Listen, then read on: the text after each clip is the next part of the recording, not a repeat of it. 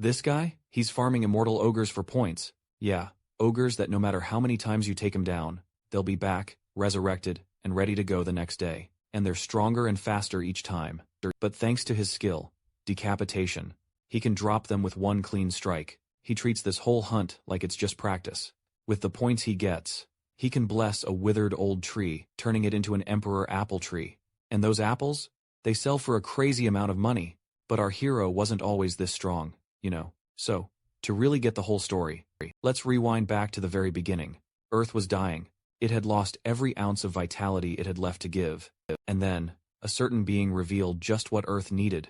The absolute being advised, sending people to other worlds. And with this, the dispatchers, now seen as heroes, left Earth for these other worlds. From those worlds, the dispatchers could bring back new things vital for humanity's very survival. Our main character, Chansu, is stuck with a trash gardening job, but he dreams of becoming a dispatcher himself. After a long day's work, he heads to the dispatcher reunion center. The place is packed with people, all trying to find out news about their loved ones. He manages to push past the crowd, to finally reach the receptionist. The receptionist checks his log, and realizes that Chansu doesn't have enough to pay for the investigation. He tells him to come back. When he finally has the money he needs, Chansu begs the man to at least give him sometimes news. But he's just pushed out of the way by the next customer. Chansu has no choice but to step away. And with newfound resolve, he heads back home. Turns out, back when he was just a kid, his father was a legendary, top-ranked returner. They were inseparable, always together. But as Earth's situation worsened, he was dispatched once more, and ever since. He hasn't seen his father since that day.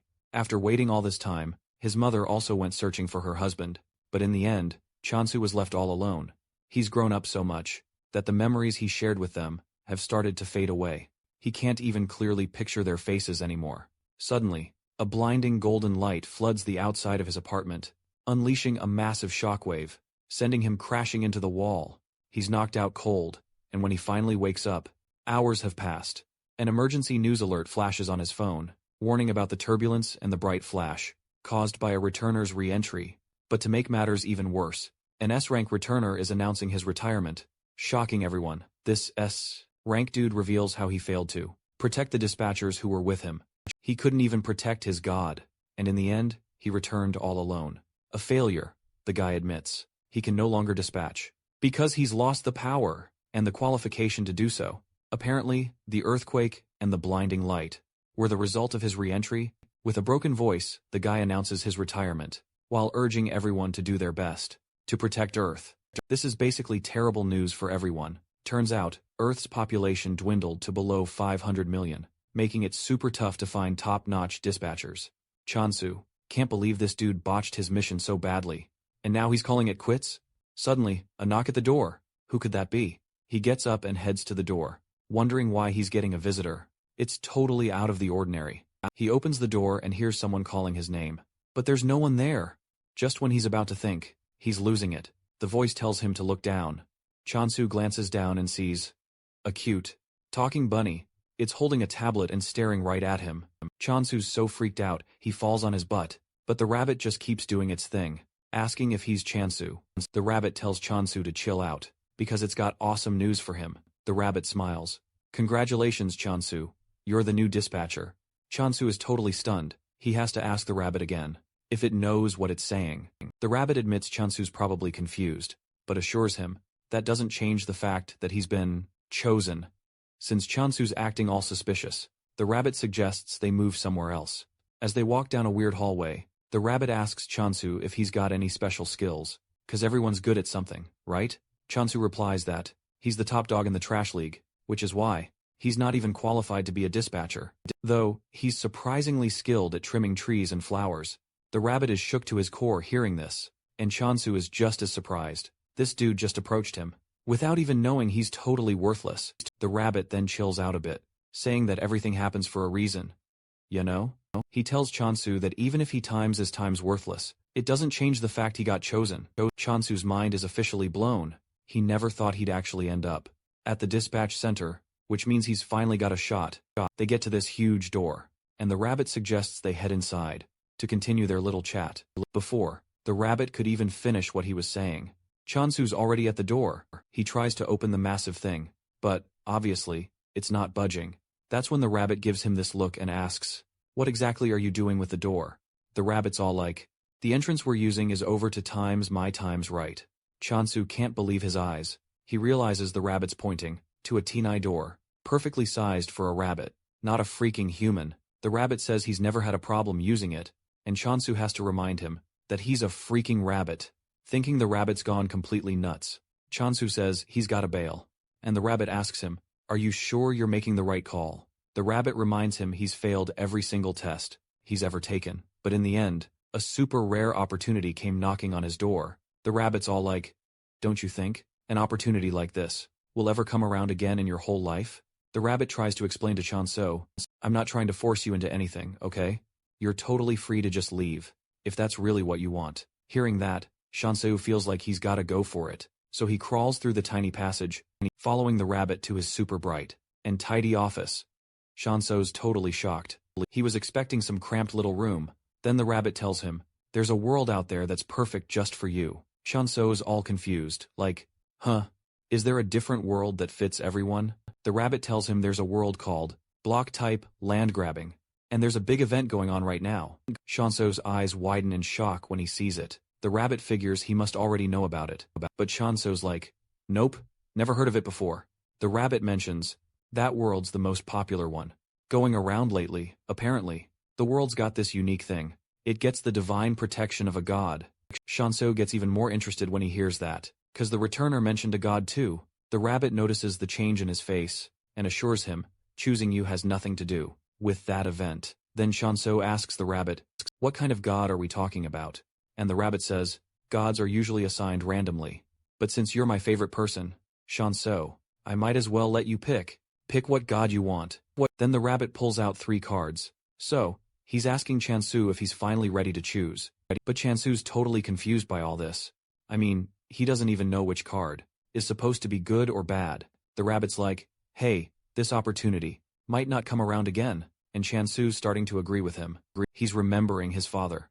Chansu's getting mad that he's even hesitating. Like, why is he even second-guessing himself? So, Chansu chooses a card, and then, bam! A visual representation of the god appears. It's right there in front of him, and he's completely shocked. This thing scares the living daylights out of him, and when he finally looks at the card he picked, he realizes it's the god of negation, with a 44% rate. The rabbit's all like, "Don't be a coward. Everything you just saw is nothing. It's just a dramatic effect." With his heart practically leaping out of his chest, Chansu's forced to ask, just what kind of god needs an effect that nearly sends him to the afterlife? Plus, Chansu doesn't think this god is the right fit for him. Just the name alone screams trouble. Chansu gets back on his feet, and nervously asks the rabbit if there's any chance he can draw again. The rabbit says, "Sure, you can," which totally shocks him. Chansu quickly draws another card, and just like before, he pulls the god of negation again. Chansu is pissed. He's starting to think the draws are rigged. There's just no way he's getting the same god every single time. Then, the rabbit tells him that there's nothing wrong with the cards. Chansu is surprised to see the rabbit's expression change, and then, he drops the bomb. Chansu's got one last shot. He's gotta choose wisely though. No pressure. Chansu's totally losing it at this point. He just wants to grab anything. Just please, not the god of negation again. He picks a new card. This time, a brilliant green light explodes. Chansu's face lights up with hope. Could it be? He actually drew the goddess of abundance. But, of course, the odds were less than 1%. He's starting to zone out. Then bam, he sees a visual of the goddess herself. And dude, she's smoking hot. Even the rabbits, noticing Chansu's imagination running wild. The rabbit smirks. "Wanna try your luck again, Chansu?" Chansu's stunned. Didn't this guy just say that this was his last chance? Chansu asks the rabbit, what'll happen if he sticks with this card? And the rabbit lays it out. He'd have to leave right away. Chansu's jaw drops. The rabbit presses on. Is there any reason you're hesitating? He reminds Chansu that he's got a super rare opportunity. He could go from being a dispatcher to a returner. The rabbit starts planting ideas of glory and fame. Imagine the crowds cheering him as a hero. The rabbit then says, being a dispatcher will give him a good life. Like, 10 times better than what he's got now. Seriously. Chansu finally gets it. The rabbit's got a point. His life is basically trash right now. First things first, he makes his decision. And then, the system lets him know. He's been chosen for a special task. Serving the goddess of abundance. He's shown the goddess's image. And wouldn't you know it, it's exactly what he pictured. Chansu smiles, feeling good. He believes he can do absolutely anything. If he's with such a goddess. Chansu then asks the rabbit where he's gotta go. The rabbit opens a portal. Just like that, saying, "Time to go, buddy." But then, bam. He shoves Chansu right into the portal. Chansu's scared, asking the rabbit, "Is this really safe for me to go through?" The rabbit just teases him, saying the portal's beautiful. But to Chansu, it looks like a blatant death trap. Still, he's not about to back down now. He's got plans to become super successful. He's gonna show all those haters, they're just trash. While he's busy, dreaming of his future success, the rabbit just pushes him in. Suddenly, a voice scolds the rabbit for directly intervening, no less, when he knows it's totally forbidden. The rabbit retorts, "We didn't have a choice, because Chansu is the only one who can help." As he's getting sucked into the portal, Chansu sees a loading screen and a tip pops up, telling him, the percentage shows the size of the god's faction. This rocks Chansu to his core. He thought the percentage was just a probability, but it's something way worse. Chansu finally arrives in his new world, experiencing a whole new level of pain. Something crucial he is just now finding out. He looks around to see it's pretty much a wasteland everywhere.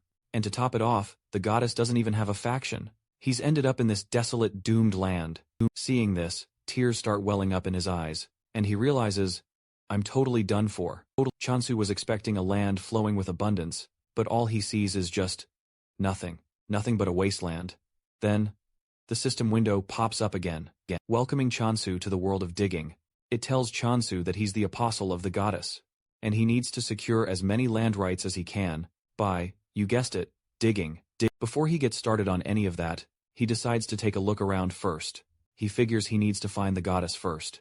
And just then, he stumbles upon an old, beat-up sickle. He wonders if someone used it and just threw it away. Since he's a gardener, after all, the sickle feels like it was made for his hand. Suddenly, he senses an overwhelming presence behind him, and fear grips him. A monster's about to gobble him up. Fear courses through his body. He realizes he hasn't even met the goddess yet, and a monster's already about to make him its next meal. Chansu thinks, death is the last times thing I want. In that moment, he decides to threaten the monster by swinging his sickle. He turns around and swings it with all his might, only to find out there's no monster at all, just a cute little hamster staring back at him. Chansu crouches down to get a better look at the hamster, and he can clearly see that it doesn't have any hostile intentions towards him. Suddenly, though, it crosses his mind. He might get a bonus for taking out that hamster, and the hamster screams its little lungs out in fear. Chansu smiles. Because he's successfully messed with the poor thing, he decides to let it live. For now. As long as it doesn't cause him any trouble, that is. Suddenly, the hamster wheels around, ready to leave. The hamster stops just a short distance away. It's beckoning Chansu to follow. And so, Chansu chases after the little guy. He's surprisingly fast for his size. Chansu wonders where they're headed, until they arrive at a stream, and Chansu wastes no time. He fills his bottle with water for a refreshing drink. Feeling revitalized, he asks the hamster if it knows where the goddess is hiding out. The hamster tries to answer him, but their communication is different. Despite that, the hamster starts moving again, and Chansu follows close behind, eager to see where his furry guide is leading. A few moments later, they reach a massive, dried-up tree, just like the dying trees back on Earth. Suddenly, Chansu steps on a carved ginseng. He's shocked, and can't help but wonder what ginseng is doing in such a desolate place. But then, the hamster snatches the ginseng away. Chansu's totally confused now. He thought that ginseng was for the hamster, and just then, a notification pops up, telling Chansu he's discovered the goddess. Chansu thinks the system is bugging out, cause he hasn't seen the goddess anywhere around. Chansu starts rambling about it, when the hamster grabs onto his leg, and he just assumes the hamster is messing with him. He picks up the hamster, telling it he's busy and doesn't have time to play. However, the hamster's expression tells Chansu that he's overlooking something important. In the most unexpected twist, that wilted ginseng is the freaking goddess. Chansu just can't believe it, because the goddess he remembered was super stacked.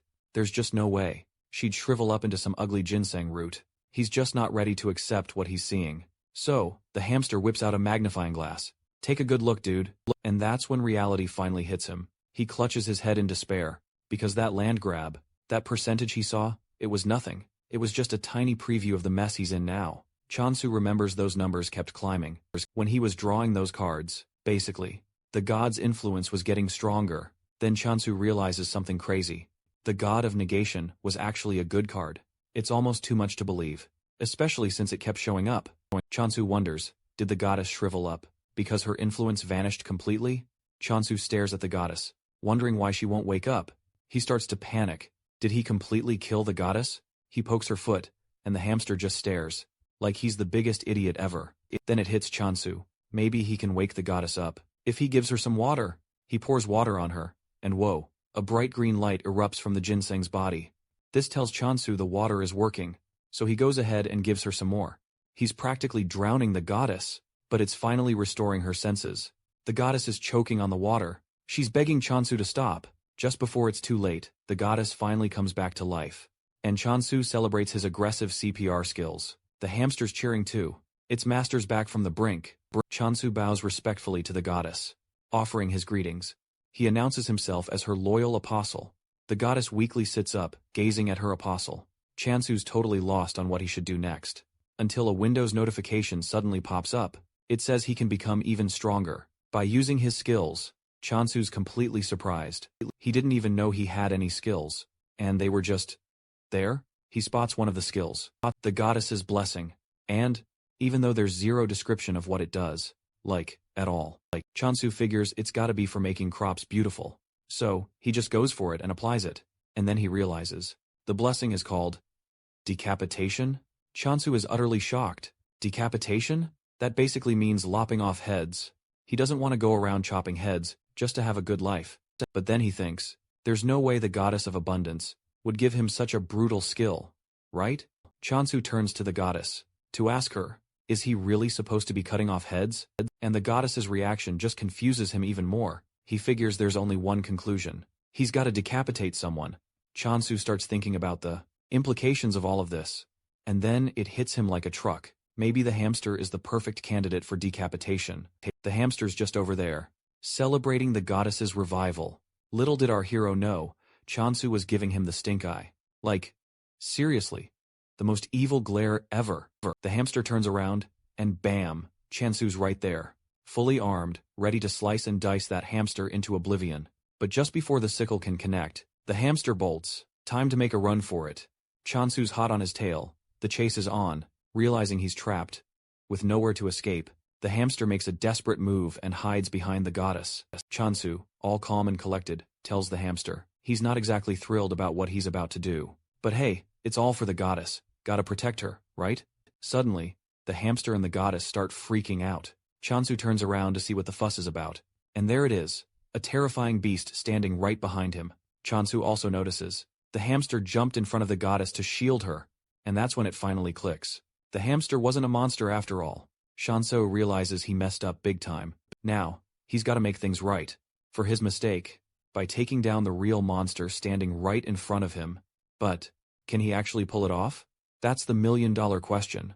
Regardless, Chansu's one brave dude. He charges head-on at the monster, sickle in hand. And thanks to his decapitation skill, he knows exactly where to strike. He activates Decapitate, and leaps towards the monster, swinging that sickle with all his might, taking down the beast in one single, epic strike. The hamster and goddess are left speechless. They can't believe what they just witnessed. Chansu casually strolls back to the goddess, like he didn't just pull off something completely insane. Chansu then bows to the hamster, apologizing for mistaking him for a monster, and almost sending him to the afterlife. He begs hamster for forgiveness, and hamster actually smiles. Before giving Chansu a thumbs up, he's letting him know there are no hard feelings. Chansu's relieved to see this, and he decides to name the hamster Hamstol. The name sounds amazing to hamster. He even starts blushing hard. Just then, another Windows notification pops up. It tells Chansu that the monster's head will automatically be transported because of the skill's effect. That's when Chansu finally learns the name of the monster he just took down. It's the Immortal Ogre, and since he defeated one, a kill count appears. To show him, he can kill as many as he wants. Chansu is surprised the monster is called Immortal, especially when there's nothing immortal about it. Then the system drops another notification, telling Chansu the transported offering now belongs to the goddess. Chansu looks over at the goddess, and he realizes she has become even more radiant than before. It hits Chansu that, if he keeps grinding and taking down monsters, it will help the goddess return to her prime form. Motivated by the thought of the goddess's hot body, Chansu sprints off to find more monsters to slay. He soon stumbles upon a horde of immortal ogres. He gets another notification about unidentified points. They can only be used by the world system, which means they can't be traded between players. Chansu is shocked. Turns out, he wasn't even sure when he earned those points. But hey, free points, not that he's complaining. And with that, he decides taking out those ogres is next on his to-do list. Chansu's stoked he can use that decapitation skill now. Makes slicing and dicing those ogres a piece of cake. Time to go ogre hunting. Chansu dashes forward and activates decapitation. One swing is all it takes to bring him down. And just like that, another tip pops up. It's telling him he can rack up points just by slaying monsters. Chansu takes that as a green light. Time to go on a monster slaying spree. The system practically begged him to. Chansu's already taken down 4 immortal ogres. Now he's thinking of taking down 100. Just for kicks. After wiping out the first wave of monsters, Hamstall celebrates on Chansu's shoulder, acting like he's the one who did all the work. Then Chansu wonders why they're called immortal ogres when they go down so easily. Doesn't seem very eternal to him. Since no one can answer him right now, he figures the answer will come if he keeps on slaying monsters. Chansu heads back to the tree to check on the goddess, and wow, she's even more stunning than before. Chansu grins. The effect is kicking in faster than he expected. He's so ready to see the goddess back to her full glory. Then, the goddess points to the giant tree, leaving Chansu totally confused about what he should do. Then it hits him. She wants him to lift her times the tree. Time for Chansu to lend the goddess a hand. But then, the goddess calls out to him. The system then informs him he can use the blessing of abundance. But, every skill costs points. Chansu touches the tree and activates the blessing of abundance. He pours all of his skill points into it, and with the help of the skill, he makes the tree bountiful once more. By the time he's done, he's shocked to see the tree is an apple tree, and there are apples hanging everywhere. He plucks one of the apples that looks really giant. Even though he's never seen an apple before, something tells him it shouldn't be that big. Even though he's tempted to munch on the apple, he decides to offer the first harvest to the goddess. The goddess accepts the fruit, and to his shock, the goddess absorbs the apple in seconds. This leaves Chansu questioning what he just witnessed. He realizes that the goddess is quite powerful, and figures out that getting on the goddess's bad side is not a good thing for him. Chansu leaps onto the tree to fetch a bunch of apples, so he and Hamstall can both eat. Chansu figures out he has to be pretty strong, because the goddess he serves is not one to joke around with. Chansu munches on the apple, and is surprised at just how delicious it is, while he's quietly enjoying his apple breakfast. The goddess, on the other hand, is wondering how Chansu is able to defeat several monsters in a single day. In addition to this, he was able to bring such a giant tree to life in just a day.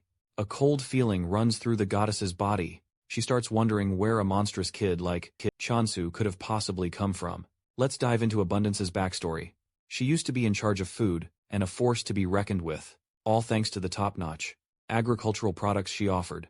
But when the god of corruption began absorbing other factions, Abundance had no choice but to flee. Corruption's power was just getting too overwhelming.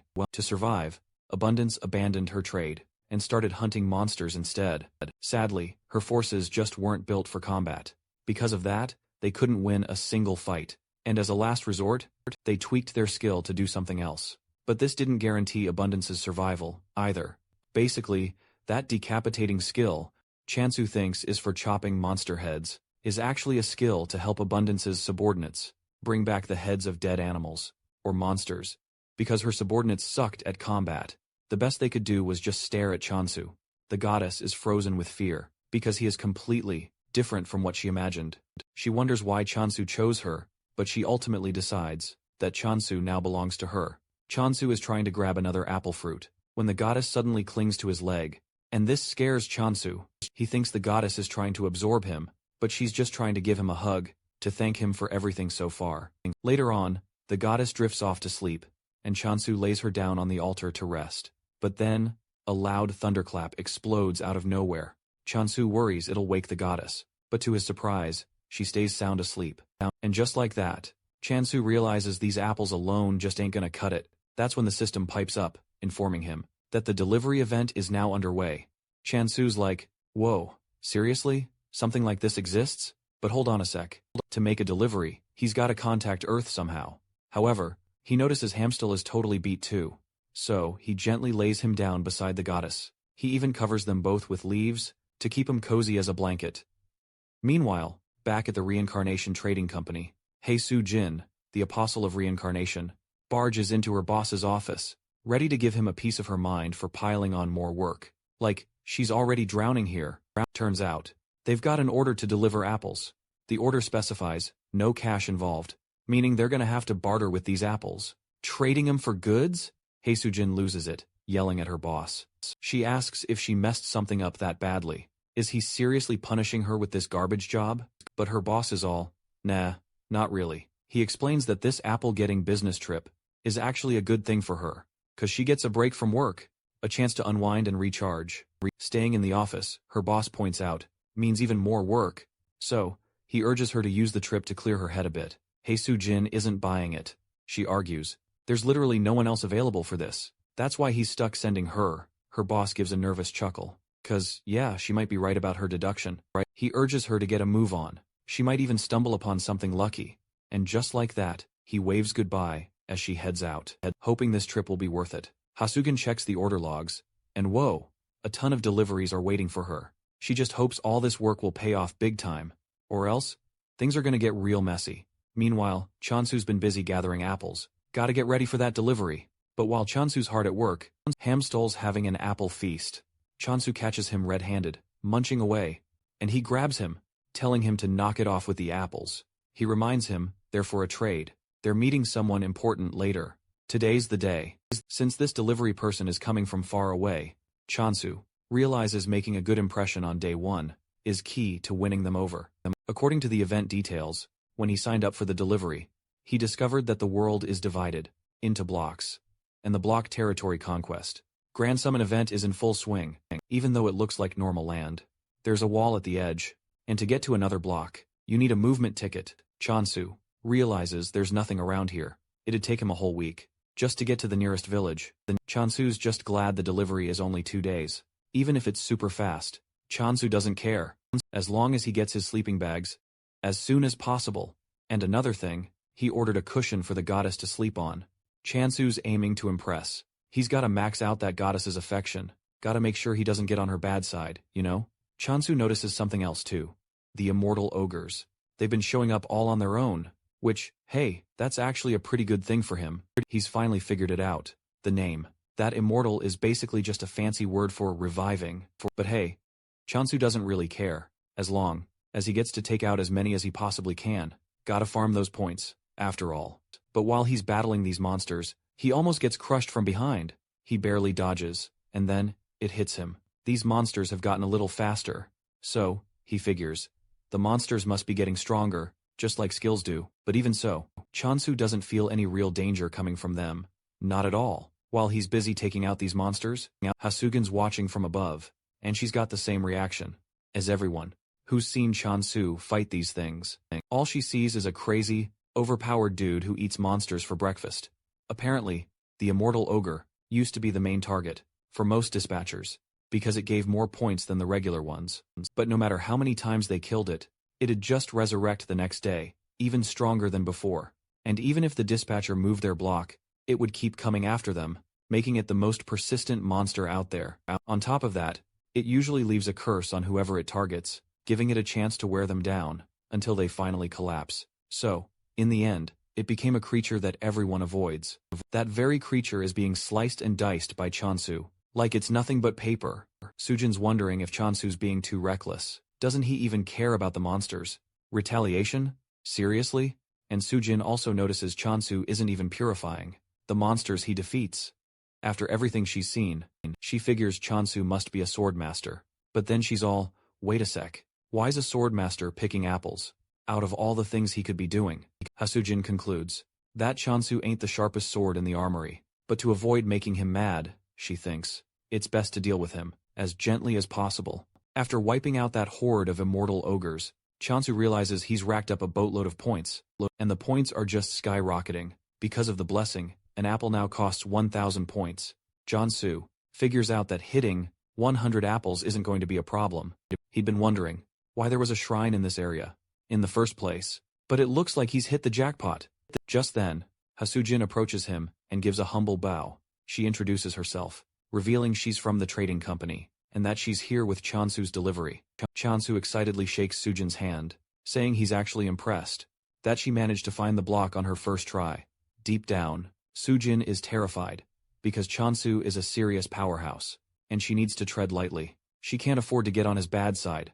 Just then, she spots the hamster, and that's when something catches her eye. He just looks so huggable, she can't resist. Chansu notices that glint in her eyes. "Are you feeling okay, miss?" he asks, concerned. "I'm feeling great," she replies, a little too enthusiastically. Little does Chansu know, Hasugin is just dying to pet that adorable hamster. "Follow me," Chansu says with a smile. "I'll take you to where the apples are." And as they arrive, the aroma of those apples hits her like a wave. She can't help but blurt it out. Chansu nods, agreeing completely. "They really grew well this year," he exclaims. Heisujin is stunned. That massive tree before her is actually an apple tree. Chansu plucks one. "Heisujin, would you like to try one?" he offers. She takes the apple, examining it closely. The sheer size of it is astounding, but she isn't expecting much. Because when fruit gets times 2 times big, the sweetness often suffers. She braces herself for disappointment. But the moment she takes a bite, she's hit with an explosion of unbelievable flavor. Hasugin is blown away by the apple's sweetness. And the perfect balance of acidity. She realizes this apple is worth a fortune, easily over 100,000 gold. It's that incredibly delicious. "Chansu," she asks, needing to confirm, "did you really price these at 2,000 gold each?" "Yes, I did," Chansu replies. Heisujin informs him, that price is absolutely ridiculous, but Chansu misinterprets, thinking she means they're too expensive. Chansu nervously asks her, "How much would you be willing to pay, miss?" Heisujin drops a bombshell on Chansu. She tells him that those apples are worth at least 20,000 gold apiece. Hearing that, Chansu's mind is blown. But wait, there's more. Heisujin reveals, they could fetch over 30,000 gold, especially if they supply them to a fancy department store. Chansu can barely believe his ears. Even though Heisujin could times have ripped him off, she doesn't want to lose a potential long-term customer. Plus, there's another reason. She's not ready to kick the bucket just yet, because she knows that'll be her fate if Chansu ever finds out. Heisujin then tells Chansu these aren't just any apples.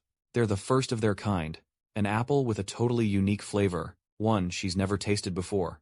Heisujin confesses that these apples hold more value than any local specialty, but, not wanting to push it too far, she suggests they stick to 20,000 gold for now. In the meantime, she pulls out a formal contract, telling Chansu that the remaining balance will be settled. Once he signs it, Chansu grabs the pen and goes through the contract to see what it says. Once he sees that everything is in his favor, he smiles. However, he suggests they adjust a specific part of the contract. Heisujin is surprised when she realizes that the company's share percentage has gone up. Chansu tells her it wasn't a mistake. He did it because he wants to build a long-lasting relationship with Heisujin. Plus, Heisujin was a straight shooter, see? He told him the real deal. He was upfront about the apple's worth. Chansu then reaches out his hand for a shake, which totally catches her off guard. She thanks Chansu for accepting the contract, of course, and hands over everything he ordered.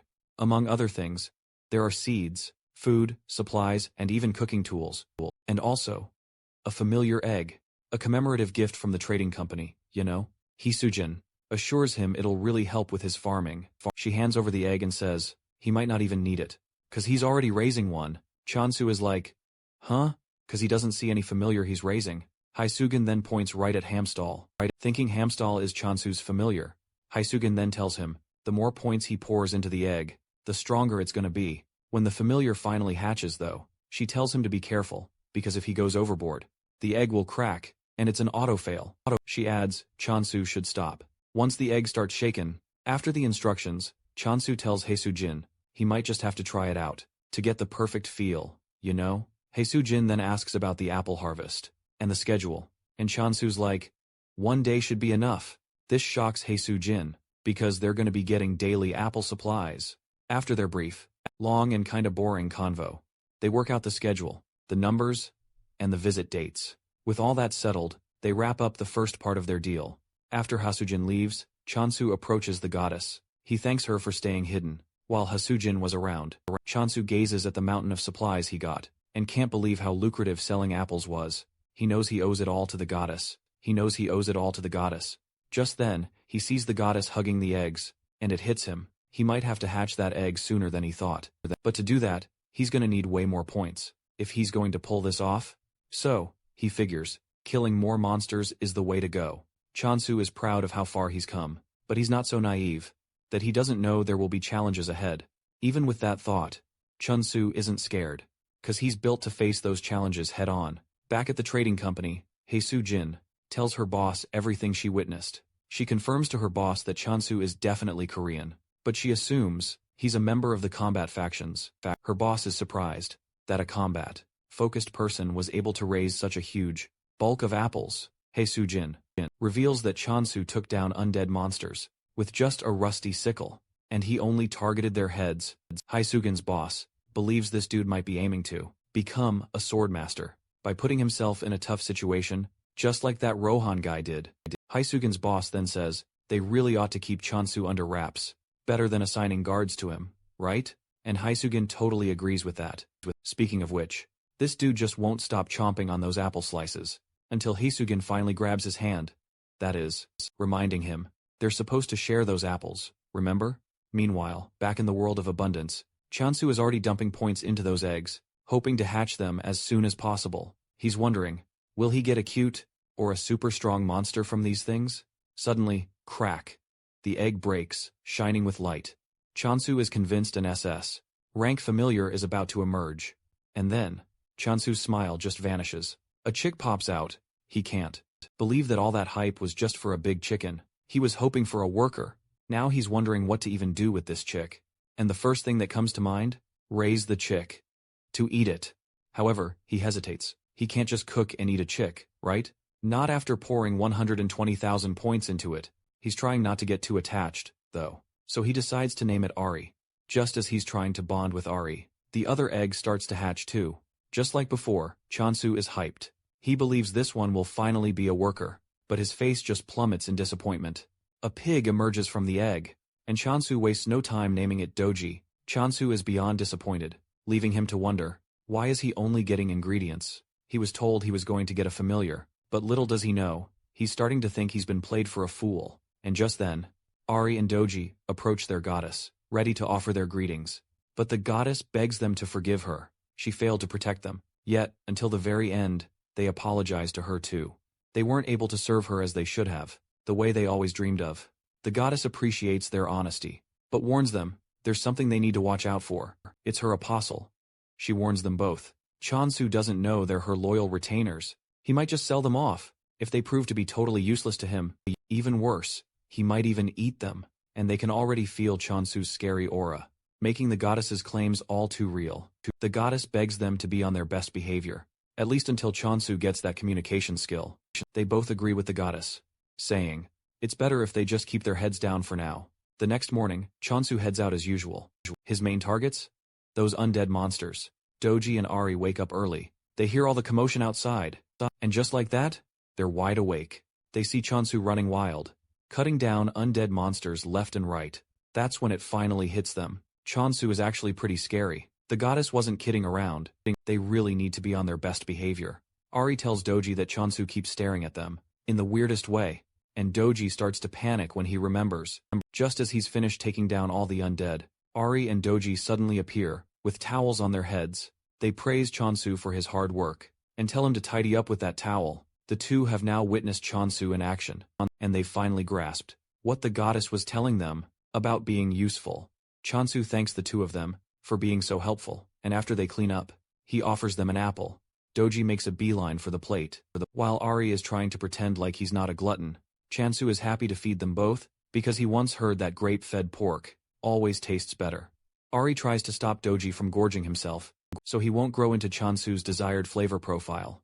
However, Ari, too, is drawn in by the apple's tempting flavor, because of the sheer amount of points that Chansu poured into it. Nonetheless, he manages to keep himself in check.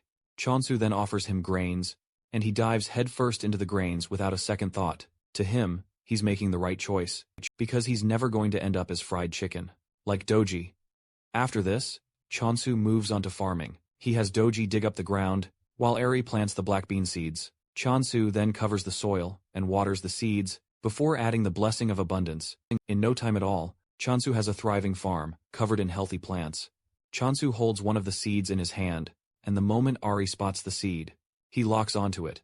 He rushes towards Chonsu, but he hides the seed, telling him that the first harvest must be given to the goddess. Chonsu gives the goddess the seed, as usual, and she absorbs it in the weirdest way possible, just like she always does.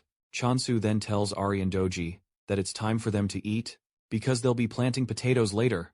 Unlike before, Ari consumes as much food as Doji. The two of them end up looking like they're about to pop, and Ari totally thinks he's done for. He just couldn't resist his hunger, you know? But get this. Chonsu is just happy they're enjoying their meal. It really motivates him, see? He wants to plant even more delicious crops for them.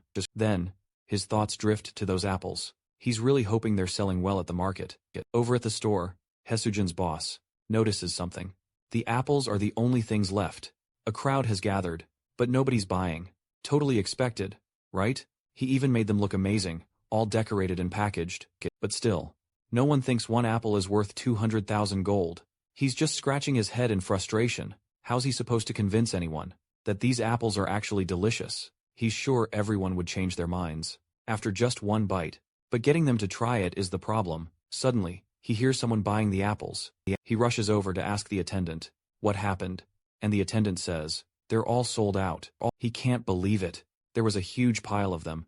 Just minutes ago, the attendant explains that someone tasted one and bought them all. The signature on the slip says, Rohan. That's when it hits the manager. The person who just bought everything, all those apples, is none other than Rohan, the mastermind behind the handicap training method. Rohan, the legendary, unrivaled swords master, which makes him a total VIP. And the manager's like, we just struck gold, baby. This stuff goes viral, front page news. Now everyone thinks Rohan got his sword skills by munching on those apples. Hey, Sujin's boss, Ryuhu starts getting calls non-stop. Everyone's clamoring for a box. 100 boxes of those miracle apples. A week after Chonsu hits the abundance world, he's got to admit, life's pretty sweet. He's got potatoes ready, time to whip up something tasty. While he's cooking up those delicious potatoes, Doji's already begging at his feet, letting him know he wants a bite. But Chonsu's just like, nah dude, these ain't for you. I already had my own meal, remember? Still, he's a good guy, so he shares a little. Then, out of nowhere, Sujin shows up, and she's totally surprised that all of Chonsu's familiars have hatched. She's just staring at a pile of adorable teddies, all ready for a comforting hug. Meanwhile, Hamstel and the others are shielding the goddess, making sure she doesn't get caught in Sujin's intense glare. Chonsu asks Sujin why she's here. Sujin says she's got some awesome news. She pulls out the sales reports to tell Chonsu that every single apple sold out, and they all went for the full price too. Chonsu is just completely shocked. Everything's gone in just 2 days. Hasugin tells him that the craziest part of this whole thing is that now everyone wants a taste of the magic apple. Chonsu's mind is blown. He never thought apples would be this big of a deal. That's a fortune right there. He remembers, apples usually went for less than 1,000 gold. And since he's getting 30% of the profits, Chonsu realizes he's about to make at least 60,000 gold per apple. A quick calculation, and he realizes he could have made 3 million in just one day if he'd managed to sell 50 apples. Chonsu's mind is blown. He realizes an annual profit of 1 billion is headed his way. Chonsu's stoked that he's on the right track, and he believes that with this, he might just find a clue about his parents. Chonsu tells Hasujin he's not trying to kill the mood, but he asks how long she thinks the hype for the Emperor apples will last. Chonsu knows the apples are super popular now, but there's no way they'll keep selling for that much forever. In the future, Hasugin assures Chonsu she gets his concerns, but tells him that 100 apples a day, to a target audience of 1 million, means they'll be in business for 27 years. Chonsu's totally shocked by this. He figures it's gotta be an overestimate. Hasugin tells Chonsu he's got nothing to worry about. Hasugin then asks him if he's thought about increasing his apple production. Chasun smiles nervously, saying he's grown other crops too, and it would be nice if she tasted them. He assures her they're just as tasty as the apples. Hasujin's eyes light up like a goblin. When she hears this, Chonsu tells her to sit tight, while he serves her up some potatoes. First, Hasujin takes a bite of the potatoes, and she's instantly in heaven. They're so sweet. She starts to imagine all the amazing things that can come from these potatoes, if they're managed well, that is. Just then, Chansu appears with pancakes and fries. Hasugin is moved to tears. She devours the food before her. She declares that the potato fries are good enough to be a main dish, not just a side. Then, Chansu brings out the final touch, roasted sweet potatoes. The moment he serves them, Doji and Ari lose it, begging for some too. Chansu suggests they all share the food together. Chansu notices Ari looks thinner than usual, and there's only one explanation. Basically, Doji's been stealing Ari's food, keeping him from eating his fill. Hamstal jumps onto the table to eat with Hasujin. Chansu asks Hasujin what she thinks of the potatoes, because he's planning to sell them too. Hasujin thanks Chansu for the amazing meal. Then, she asks if there's a way he can grow more crops and boost apple production. Chansu says it would be difficult, since he'll need more points. At the same time, Chansu doesn't think it's a good idea to spend all his points on farming. Sujin tells Chansu his efforts are appreciated, but she wants him to focus on the apples more. Hasujin points out that all the apostles are Korean, and the culture of this world is built on it. Hasugin says the food is amazing, but lets Chansu know it's hard to charge a premium price. Just crops? Seriously? Hasugin argues crops won't rake in the same dough as apples, even if everyone suddenly wants them. Hasugin then gets on her knees, begging Chansu to make apple production his main goal. Seeing she's not going to budge on this, Chansu asks if 100 apples a day will finally shut her up. Her eyes light up at the sound of that. She thanks Chansu for listening and putting her idea into action. The next day, Chansu heads out to slay some monsters. As usual, Doji asks Ari if they really need to tail Chansu every single time, and Ari, of course, totally loses it on Doji, saying that they're the only ones reliable enough to watch over him, since Hamstal's basically a paperweight. Little do they know, Chansu's wondering why these two keep sticking to him like glue. He just assumes they're combat-type familiars. Chansu can't imagine actual familiars being that useless, that the only thing they're good for is eating his food, but his conviction crumbles fast. When he sees them being chased by an undead, Chansu curses himself for believing the hype he gave them in the first place. Just then, Doji trips, giving the undead a chance to get right on top of him. Chansu tries to get to him, but he's just too far away. Chansu tries to distract the monster by yelling, but even that doesn't work. Chansu swings his sickle, but it's completely useless, because the range sucks. Out of nowhere, the monster just drops dead. Chansu is totally stunned. He knows his sickle didn't even connect. What just happened? And then it hits him. Could it be his skill leveled up, and the range got a serious boost? Time for a test. Chansu hangs back and swings his sickle at the monsters. With a single strike, he wipes out a whole group. And then, a notification. He sees the skill range has definitely increased. But wait, there's more. He's unlocked a new skill, mass decapitation. Chansu is taken aback, but he realizes this means he can take on even more monsters. Chansu goes wild, slicing and dicing monsters left and right. Ari and Doji are terrified by his rampage. They bolt back to the goddess. The goddess is shocked to see them back so soon. Ari reports that Chansu has gotten way stronger, but at the same time, getting that communication skill is still the priority. The goddess tells them to calm down. She never granted him a skill like that. Doji then tells her the name of the new skill is mass decapitation. Just hearing that name sends chills down the goddess's spine. Fear grips her as she thinks about it, because she's never heard of it before. The goddess has no idea what Chansu really is. At this point, she thinks he's a grim reaper sent straight from hell. Just then, the goddess tells the two, I think I might actually have an idea of what's going on. Doji hears this, and his brain totally short-circuits. He's convinced the goddess is the one who granted Chansu that awesome skill. Ari's gotta smack some sense into Doji. He's being so dense. He tells him to actually listen to the goddess first, before he starts spouting his crazy theories. Ari then asks the goddess what she thinks really happened, and she reveals the apostle's skill has evolved. The goddess explains that decapitation is actually a souped-up version of the harvesting skill. She reminds them the evolved skill, used to let the user perform all sorts of harvesting tasks. The goddess believes, just like before, Chansu's skill has evolved into mass decapitation. Ari's totally shocked by this, and points out that this is something only first-year apostles can usually do. The goddess agrees, saying, this is exactly why Chansu is so darn scary. However, the goddess also thinks he's super grateful. which makes it a little less terrifying.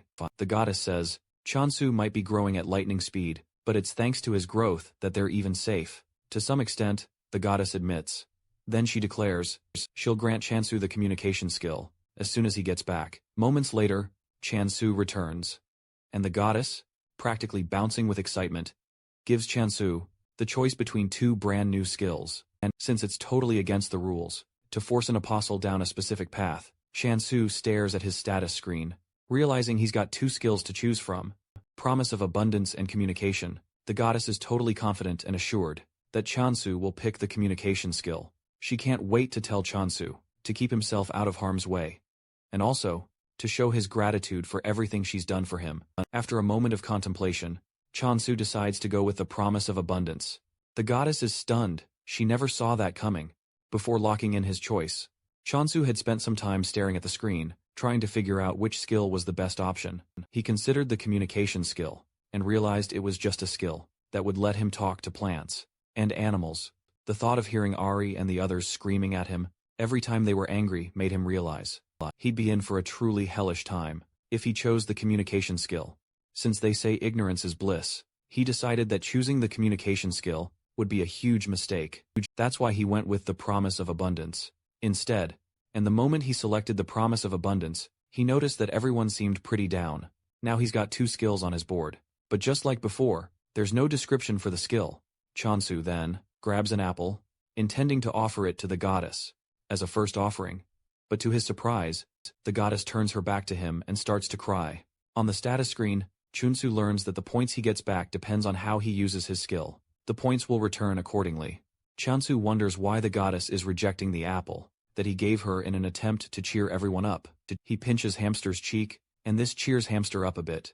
He also rubs Doji's belly to tickle him. But to his surprise, the points aren't coming back. Just when he starts wondering what's going wrong, suddenly, Hai Su-jin bursts in. He tells him he has to claim the block, defend it at all costs. This news floors Chansu. He's gotta ask, is someone planning a full-on attack? Hasugen says, it's definitely a possibility. The Emperor Apple is just too popular. Because of that, they have to limit purchases to just one per person. And even then, get this, over 5,000 people have already reserved one. Chunsu can't believe his ears. Haesujin adds that everyone who reserved says, they don't even care when they get the apple, just as long as they get one, eventually. Of course, something this popular attracts raiders. They're gonna target the apples and the block itself, and to make it worse, Chansu's block is outside the authority zone, meaning, no protection against criminal activity. Hasujin wishes they had some kind of backing. It would change everything. Chansu thinks hard about this. Then it hits him. The only backing he has is the goddess. Chansu realizes that if he loses, it's game over for the goddess and the entire region. Hasujin says step 1 is claiming the block. Install a secure gate as soon as possible. Chansu's on board, he says. Capturing surrounding blocks to set up a hidden base will get them closer to Hasujin.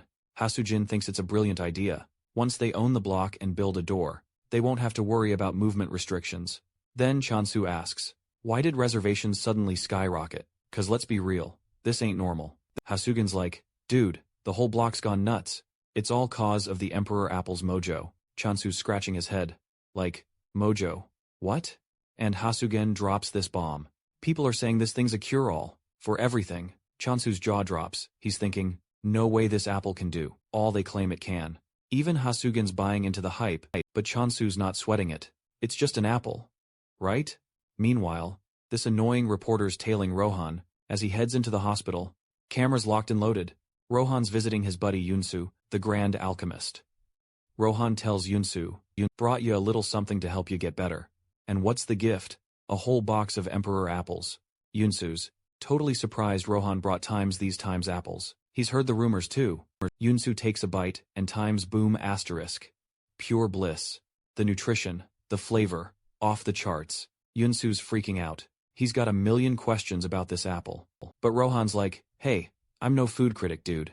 While Yunsu's slowly savoring the apple, Rohan, the gift giver himself, is chowing down like crazy. Yunsu stares at the apple and's like, no way you get this perfection naturally. Not even with the best fertilizer. Yunsu screams out in horror. He realizes his friend's eating it too. Rohan's just like, eat faster. What you waiting for? Yunsu's all proud. I don't care. I can just call the Sunhwan and just order his own box of apples from the department store. Yunsu's hopes are utterly crushed. Turns out, being an important person doesn't matter at all. And here's why. Because the store's already drowning in reservations. Yunsu begs them to sell him some. He even offers triple the price. But even that's a no-go. While those two are having a blast, that reporter's snapping pictures like crazy. Before you know it, an article drops. It claims the Emperor Apple is what saved Unsu from the hospital. Ryu sees this and totally loses it. They're already fighting off a million rumors. This article is just pouring gasoline on the fire. Ryu just can't believe people think this apple's a miracle.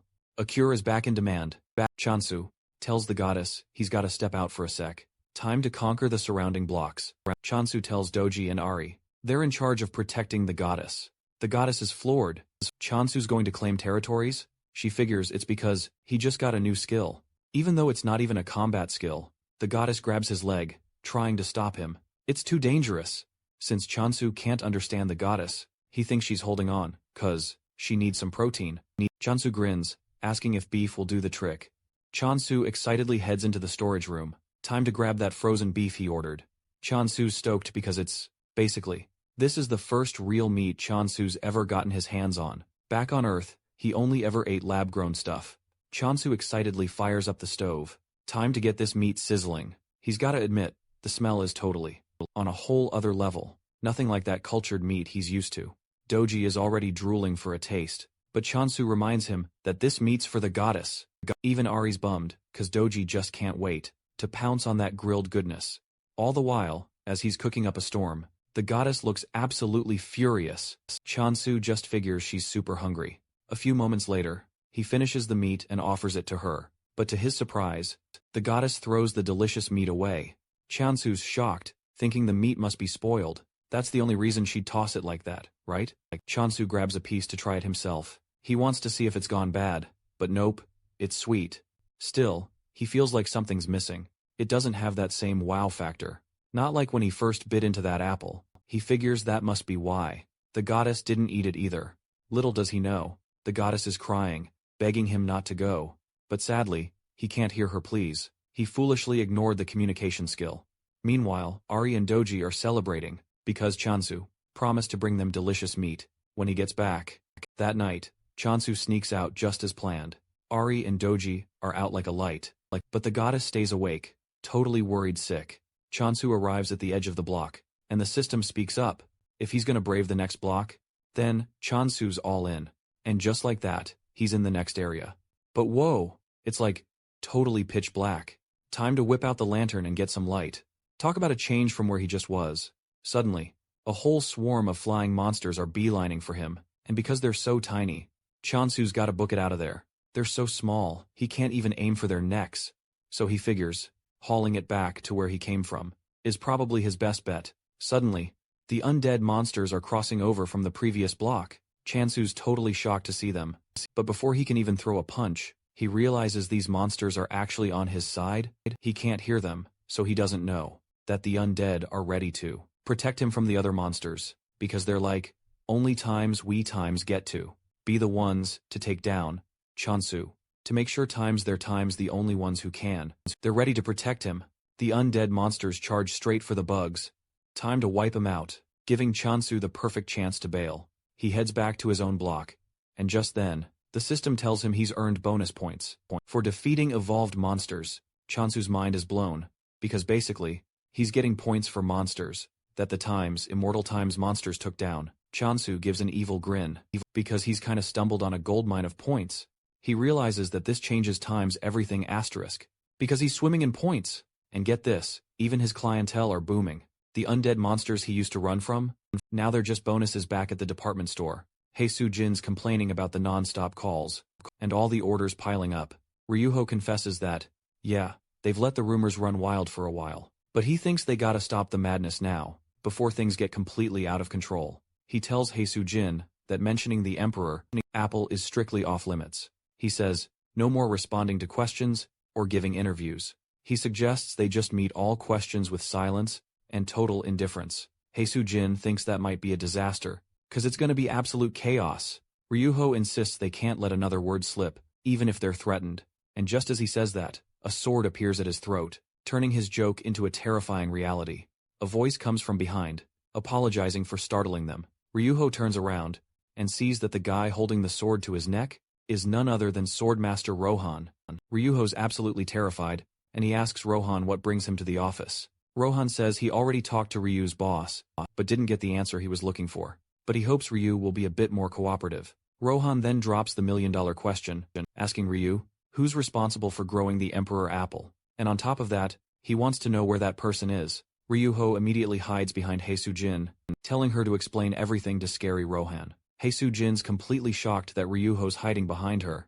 When he's times the senior, mind you. He's supposed to be the one doing the explaining here. Ryu is freaking out, telling Haesujin he never imagined Rohan would bring a real sword to a civilized discussion. Haesujin is utterly disappointed. She finally understands that saying. Even though she's terrified, she realizes bosses really are times trash. Haesujin stands her ground, telling Rohan that the company doesn't joke around when it comes to client information. The instant Rohan hears that, he whips out his sword, and those two almost faint from the sheer terror. But surprisingly, Rohan drops the sword on the floor. Instead of slicing them to bits, Rohan then tells them he doesn't even need them. He's just going to find the farmer. By instinct. After saying this, he turns to leave, shocking Ryu and Haesujin. Haesujin is completely lost. He asks Ryu what the heck he meant by instinct. Ryu reveals that swordmasters usually have instincts that are way better than a regular person's. He tells Haesujin that he once heard Rohan solved tons of problems in the past, using only his instinct. Haesujin is blown away, leaving her to wonder if what Rohan just said is even possible. 2 days later, Chansu is waiting for Rohan to arrive, because Haesujin already gave him the heads up. He's wondering why Rohan hasn't shown up at his door, even after 2 whole days. Suddenly, he gets the notification. Someone's entered the block. Without a doubt, he figures it has to be Rohan. He stands by the door, waiting for him to show up any minute now, but to his utter shock, nobody came through. He figured there must be some kind of system error, right? 'Cause everyone's supposed to come in, through the gate. He double-checks the system, and wouldn't you know it, and it ain't a glitch. So, just to be safe, he peeks around. And bam, he gets the surprise of his life. Chansu sees it all. Rohan's just tearing down a chunk of the barrier. With his sword, no sweat. Just seeing Rohan is enough to send shivers down his spine. And then Rohan walks right up to him, asking if he's the apple dude. Chansu tries to act cool, tries to hide how freaked out he is, welcoming Rohan as best he can. But Rohan cuts right to the chase. He tells Chansu he's there for the apples. Chansu's taken aback by the sudden request. He asks how many apples Rohan's planning on buying. Rohan wants 100 apples, but if he could get 200, that'd be even better. Chansu's jaw hits the floor, and he blurts out, telling Rohan that there's no way he can get that many. Chansu explains that the most apples he can sell without causing a fuss is 50. Rohan's cool with that. 50 apples it is. Then Chansu asks him what kind of price he's thinking for these apples. Rohan says 200,000 gold each. Chansu is floored. He tells Rohan they don't do fancy packaging, like the stores, but Rohan doesn't care one bit. Chansu double-checks if Rohan knows that he's talking department store prices. Rohan says, yeah, he knows. The amount of money Rohan's throwing around is insane. Chansu's already thinking of selling him more. Chansu takes Rohan to the apple tree, and Rohan's already drooling. He can't wait to devour that delicious apple. Chansu approaches the tree and activates his Blessing of Abundance skill. Instantly, a bunch more apples sprout on the tree. Chansu whips out his sickle. Just give me a sec, he tells Rohan. Time for the apple harvest. But Rohan says there's no need for all that. He draws his sword, and in a flash, chops down every single apple. Chansu is absolutely horrified. He can't believe his eyes. He just tells himself it was nothing. A bug. Deal done, Rohan. Rohan sends Chansu the agreed-upon payment, and promises to visit again soon. And just as Rohan's about to leave, Chansu stops him. He realizes Rohan could be a huge help. About the new block, Chansu asks, are you interested in other crops? Because I just grew some, and I'm pretty sure you're gonna love them. With a straight face, Rohan asks, what kind of crops are we talking about? Chansu answers, potatoes. Before he can even finish, Rohan says, not interested. Chansu keeps pushing. I've got sweet potatoes and beans. But Rohan's answer's still the same. After rejecting all his offers, Rohan announces he's leaving. Realizing Rohan is key to his plan, Chansu makes a desperate move. I'll give you more apples, More than we agreed on. Chansu can tell Rohan isn't a bad guy, even if he's a bit strange and wild. So, Chansu then tells Rohan he needs to conquer another block. If he wants to, keep that sweet apple supply coming. To make it happen, he says he'll need Rohan's help, of course. And in exchange, payment in apples. Chansu's sweating it, wondering if this'll even work. Then Rohan's all yo, tells him he's down with the offer. Without a second thought, Rohan's off to the new block. Chansu's got to sprint just to keep up. Chansu's shocked Rohan's heading there. Right away, he starts wondering just how strong this dude really is. Chansu notices the ground's all wet, with some kind of strange liquid. Nothing like his block, that's for sure. Chansu's gazing at his muddy kicks. When a monster pops up behind him, before it can make a snack out of him, Rohan drags him back, tells him to stay put. Hanging around here is way too dangerous. Chansu can't believe Rohan's using the word dangerous when he's the danger himself. Chansu's shook he almost got eaten by a monster hiding as a plant. Chansu then tells Rohan not to go too hard, cause he'll be managing the block himself. Eventually, Chansu wants to wipe out these monsters solo. He activates decapitation and starts chopping down monsters like they're nothing. When he's done, he activates the blessing of abundance. Meanwhile, Hasujin's entered the block, and she's moving around. When she hears Chansu yell her name, she looks down to see what's up with Chansu, sporting a smile so bright, but that grin fades when he spots Rohan with Chansu. They're working on a plant? Hasugin rushes over, demanding to know what's up, and Chansu explains. He's planning to conquer these blocks, so he's planting his flag. Or rather, his foot. Hasujin. She yells. She doesn't care about his plans. She wants to know why Rohan is hanging around him. So, Chansu spills the beans about his current situation. Turns out, when they first set foot on this land, Rohan tells Chansu he's craving some apples. Apples grown on Chansu's new land. Chansu nervously explains there's no land there yet. It's all just puddles. The moment Rohan hears this, he draws his sword and swings with all his might, clearing a huge patch of land. He clears the grass, making a space where Chansu can plant seeds. Chansu is utterly shocked by this display, and wastes no time planting the seed. Then, he casts the blessing of abundance, and that's what they were doing. When Hasugin showed up, the seed Chansu just planted has already grown into a massive apple tree, with vibrant leaves. Hasujin is stunned, but she says the apple has a really strange smell. And Chansu agrees. He says it's because of the environment. Apparently, the apples have double the aroma and flavor, and depending on the point of infusion, the taste changes. Chansu then admits he's still experimenting. Chansu plucks an apple, and she offers it to Hasujin. She's all like, wanna try some? But the girl's gotta pass, saying, nah, I'm good. Then Hasujin spots those plant monsters on the ground, and she's like, those are ostrich tails. Chansu is totally caught off guard, cause this is the first time he's ever heard of them. Basically, this monster is all about mimicking an ostrich's habits, and they say it only comes out at night, making it super hard to catch, you know? Hasujin checks out the monster, and says the conditions are looking pretty sweet. He snags some blood in a test tube, then asks Chansu, hey, were you the one who hunted these ostrich tails? Chansu's like, yeah, that was all me, assuring Hasujin that Rohan wasn't involved at all. Chansu asks Hasujin if there's some kind of problem, and then, bam, Hasujin grabs him, asking, you want to sell these or what? Apparently, ostrich tails sell for big bucks. Totally freaked out by the zombie-like lady, Chansu agrees to sell him. Hasujin throws her hand up in the air, celebrating like she just hit the jackpot. Hasujin stares at Chansu like he's the hottest guy in the universe.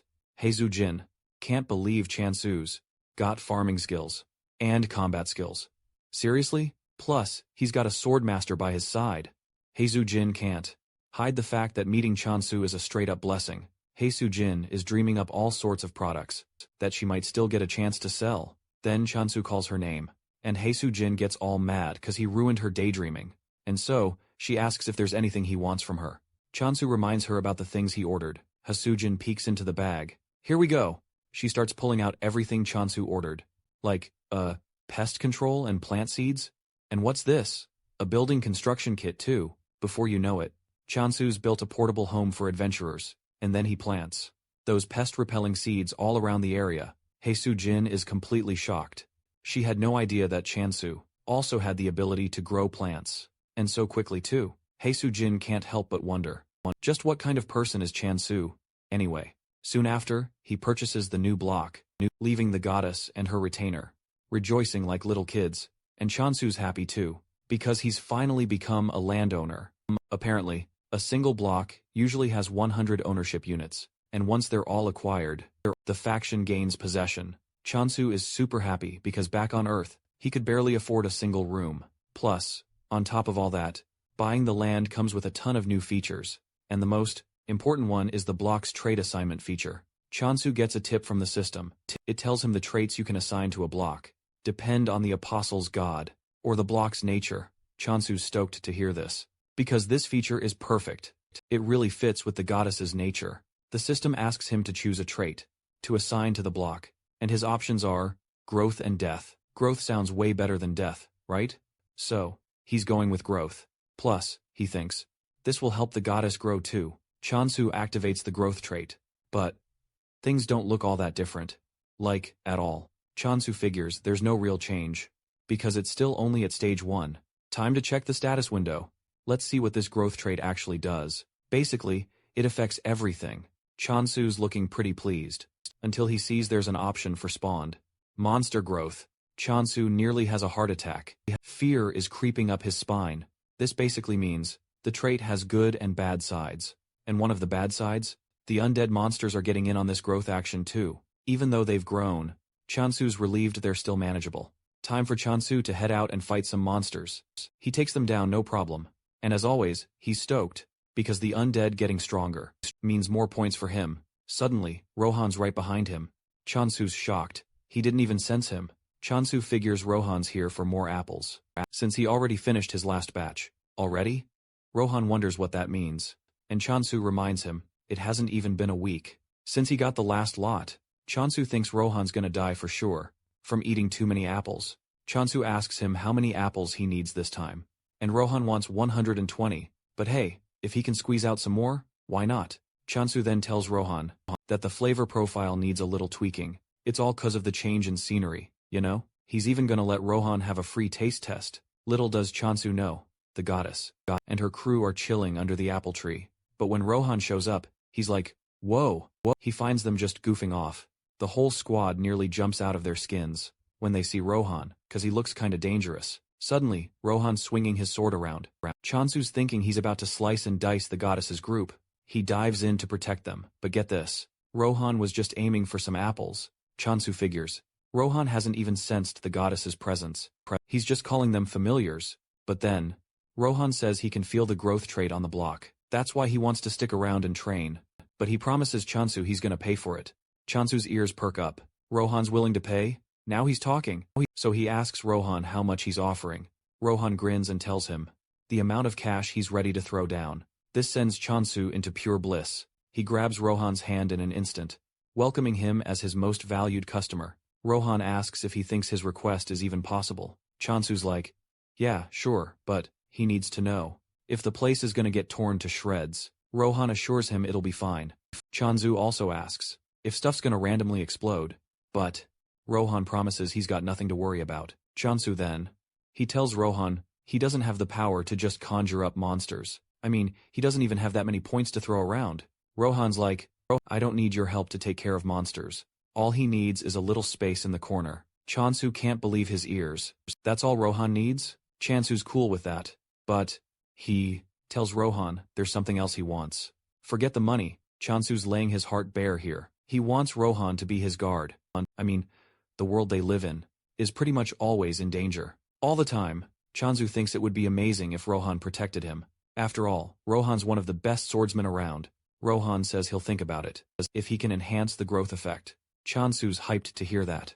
He assures Rohan that he's gonna boost that growth rate by 0.000 points every single day. Plus, he's throwing in 10 apples a day. Rohan's way more interested in the apples. He asks if they can be bought differently. Then, Chansu assures him not to worry about the apples. Meanwhile, Doji and the others are shaking in fear. Looks like Rohan's staying with them now. But on the other hand, Chansu thinks the familiars will be stoked. I mean, they've got a swords master protecting them. Chansu turns around to see a different reaction from the group. Rohan sees it too, but Chansu's lying. He says they're just shy because Rohan's new. Chansu's trying to force them to get familiar with Rohan. But instead, the whole group just bolts. Chansu can't believe what he's seeing. but he shakes off the embarrassment and tells Rohan his first request. Later on, while inspecting the other block, Rohan senses something lurking behind the bushes. They cautiously approach to investigate, only to find a cat just chillin' there. Chansu is totally caught off guard. He wasn't expecting any other animals, like hamsters, to be in the area. Seeing how relaxed the cat is, Chansu figures it's no big deal, and before Rohan can even react, Chansu goes in for the pet. The cat wakes up to a scary face looming over it, and it leaps back like it saw a ghost. The cat hisses at Chansu. It almost sends shivers down his spine. Then, the status window informs Chansu that the cat is actually the Apostle of Negation, and it's just declared war on his block.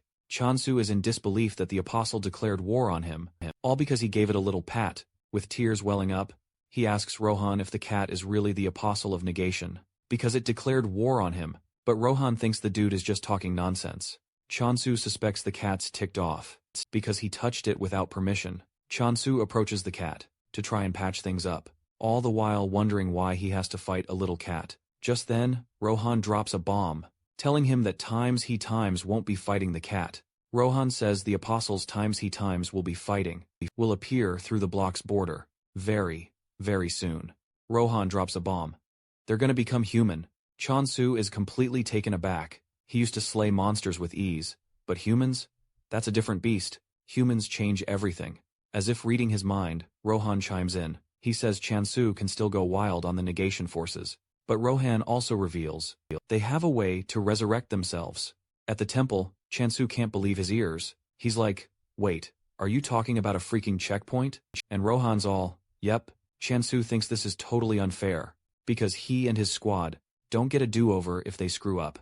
If they botch a fight with the negation apostles, they're done for. But these guys can be reckless and not face any real consequences. Chansu is actually pumped for the battle, even with the odds stacked against him, so he asks Rohan if he's gonna lend a hand in the upcoming fight. Rohan says he'll help if he can. And just like that, a posse of negation goons, loyal monsters and human apostles, pop up on the block. One of them's got a megaphone, and he yells out a challenge, telling Chansu to show his face. At the alchemy headquarters, Hasugin's examining the ostrich tail sap. She's musing about how awesome Chansu is. She figures Chansu's strong because of an artifact? With the power of an artifact. Apparently, an artifact is a divine item, made for those close to a god. Sometimes, it's forged from the remains of a dead god, which gives the user a chance to wield the god's power. After a bit of thought, Hasugen doesn't think Chansu is using one, because they're supposedly hard to use, unless they resonate with the deity's very being. Hasugen's mind races, considering what's to come, the possibilities. But then, Unsu bursts into the room. Hasugen is taken aback, but the shock doesn't end there. Unsu's marching straight towards her. He's got the ostrich tail sap in his grasp, and he unleashes a furious shout at Unsu, demanding to know where he got his hands on the sap. The question hits Hasugen like a thunderbolt. No doubt about it. She knows chaos is about to erupt once again. Meanwhile, back at Chansu's hideout, the apostles are getting impatient, yelling at him to come out, before they lose their patience searching every nook and cranny. Little do they know, Chansu and Rohan are cleverly concealed in the bushes nearby. Chansu wonders why they're acting so reckless, so he turns to Rohan, asking, could it be because they can resurrect? Rohan confirms his suspicions, stating it's highly likely. He figures that's why they're charging in so carelessly, banking on their resurrection ability. Even though they have a limited time to fight, Chansu breathes a sigh of relief, thankful to have Rohan by his side. He's basically putting all his trust, all his hopes on Rohan. And then, Chansu emerges from his hiding spot, sickle in hand. The apostle just stares at Chansu, as if he's some pathetic weakling. He sneers, ordering him to fetch him some apples. Another one chimes in, mocking Chansu, pointing out he's outnumbered. He boasts that Chansu stands no chance against them. However, the apostle team starts getting antsy. They can't see Chansu doing anything at all, which is super unnerving after so long in silence. Finally, Chansu breaks the quiet. He snarls at the apostle, calling him nothing but trash, not even worth the slightest worry. Chansu's got the swords, and he's ready. With the master backing him up, they're not gonna back down. Seriously, these guys are gonna get a chance to show off some crazy moves. Rohan would have taken care of them already. The apostle is totally losing it, so he's giving Chansu one last chance to surrender. He wants those emperor apples. Chansu fires back, telling him to go hit up the department store. If he's so desperate for those apples, the apostles had enough. He's seeing red because of Chansu's big mouth, and he asks him if he's ready to face the consequences of his arrogance. Chansu keeps tearing down the dude's ego by telling him to go ask his mom all those dumb questions he's been asking. Chansu's words hit the dude right where it hurts. He snaps and orders his subordinates to take out Chansu. Back at the alchemy office, Unsu keeps bugging Hasujin about where she got that sap. Hasujin's tempted to tell him, but she says, that customer info is strictly confidential. Yunsu tells her he was just asking because of the labor fee. Then Yunsu comes clean, saying the ostrich tail sap that Hasujin brought has a much higher purity level than the usual stuff, which is usually a pain to keep pure. Yunsu pulls out a contract and hands it over to Hisujin, asking her if she can keep supplying them with that SAP. Hisujin replies that she might have to ask the cultivator first. Yunsu suggests that they sign a provisional contract. Yunsu's stoked to hear that, and he lets Hisujin know that whoever's responsible for the SAP will always find a warm welcome in the alchemy department. You know? But back to the showdown between Chansu. He's facing off against the negation apostles. The lead apostle notices Chansu is surprisingly calm, especially since he's outnumbered. He's wondering, why so confident, Chansu? And on the other hand, Chansu's thinking how he's gonna wipe out these skeletons. Here they come. The skeletons rush him. Chansu activates his mass decapitation skill. And boom! He wipes out the entire skeleton squad. Just like that, in one fell swoop. The apostle is shocked to see his subordinates flying through the air like they're feathers. But Chansu's not done yet. He tells the apostle his subordinates are seriously weak. Chansu stands tall above the bones, asking the apostle if he's ready to surrender already. However, this apostle isn't going down to some derated farmer. He pulls out an orb, and using it, summons a giant monster called Heracles. Heracles looks absolutely terrifying, with a lion's head chilling on his left shoulder. But instead of running in fear, Chansu still finds time to trash-talk the apostle, saying he's terrible at naming things. The apostle just laughs at Chansu, telling him he's about to seriously regret that, because Heracles is a weapon worth a fortune. The apostle orders Heracles to go after Chansu. Heracles swings a massive punch, but Chansu easily dodges it. Before Heracles can even think about another move, Chansu swings his sickle and sends Heracles flying. In just one strike, Heracles crashes to the ground, completely shocking the apostle, who was just bragging about how strong Heracles was.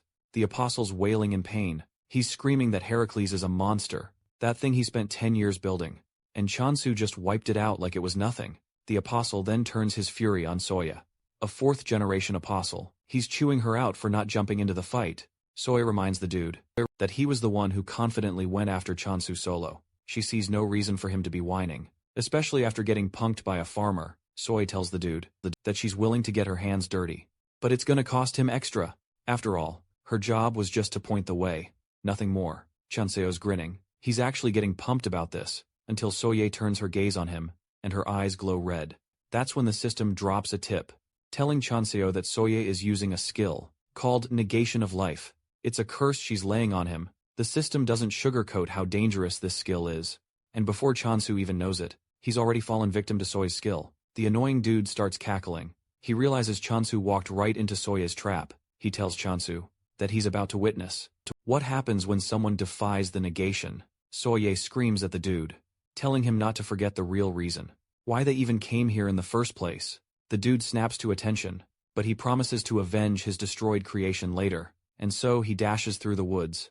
He can already smell the apples in the air. He figures it's only a matter of time before he gets what's coming to him. Then, out of nowhere, he senses a slight movement behind him, but when he whirls around, there's no one there. Now he's totally confused. Where did that person even go? Suddenly, Rohan appears above him, and because Rohan's a well-known sword master, the dude recognizes him instantly. However, it doesn't save him, because Rohan cuts him down.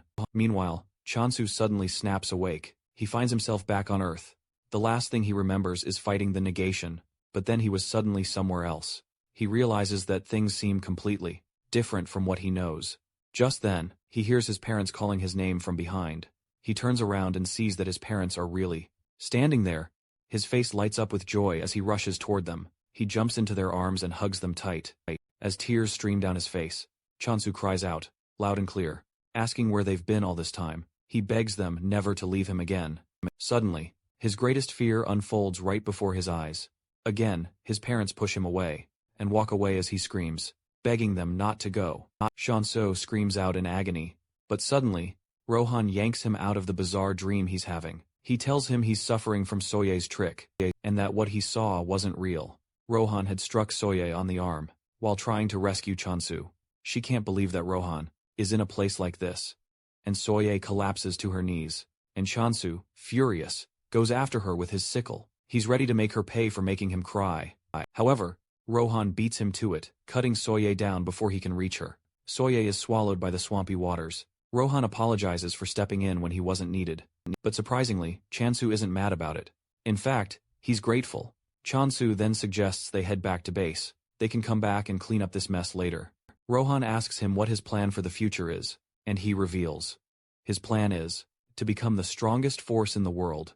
But first, they're going to take over every block in the surrounding area. He asks Rohan if he'll continue to help with this. Rohan assures him he has no reason to refuse, as long as he gets paid in apples. Chansu then promises Rohan that he'll pay him with as many apples as he wants. As they head back to base, they run into the black cat again. Chanseo asks Rohan, what's the deal with the cat? Rohan casually tells him the cat is one of the 7 calamities. A territorial predator. This shocks Chanseo, because he thought the cat was just a normal, friendly kitty. He realizes he might have gotten himself killed without even knowing. Meanwhile, the negation soldier finds himself locked up in a cell for losing the battle against Chansu. The system informs him that a surcharge penalty has been applied.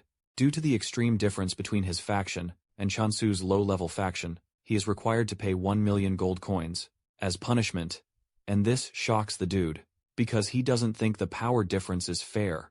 He refuses to pay the money, claiming a sword master was backing them up, supporting Chansu, that is. But the system, seeing he's refusing to pay, figures he's unable to repay his debt, and he's about to get transferred to negation. The dude sees this and totally loses it, begging the system to come back. He's ready to pay now, he swears, but just then, he gets dragged out of his cell by those undead monsters. And to make matters even worse, the scary negation apostle, Danha, shows up. She tells him to carefully explain what happened, if he doesn't want a fate worse than death. So the dude spills the beans to Danha. He says he found the cultivation site for the Emperor's apple. Danha thinks he's just lying, trying to save his skin, but he swears it's true. Rohan, he says, was the one who ruined his plans. Danha still doesn't believe him, because she knows the reparations wouldn't have been so high if Rohan fought alongside Chansu. But the dude keeps going, telling Danha he's telling the truth.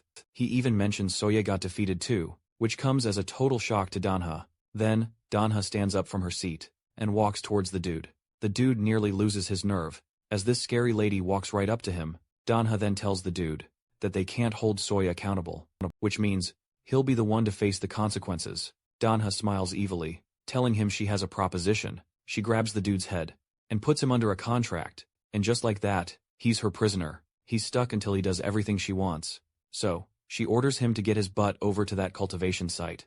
Time to get to work. The guy's freaking out, saying it's impossible, but Donna's not having it. She threatens to turn him into an undead puppet if he doesn't play along. She makes it crystal clear, the only way he's getting out of this nightmare is if he finds a way to sneak into the apple cultivation site. Alright guys, that's it for this video. If you're enjoying the recap, let me know you want a next part in the comments. Also, please subscribe to the channel, hit the bell and give the video a like. Thanks for watching, and I'll catch you in the next one.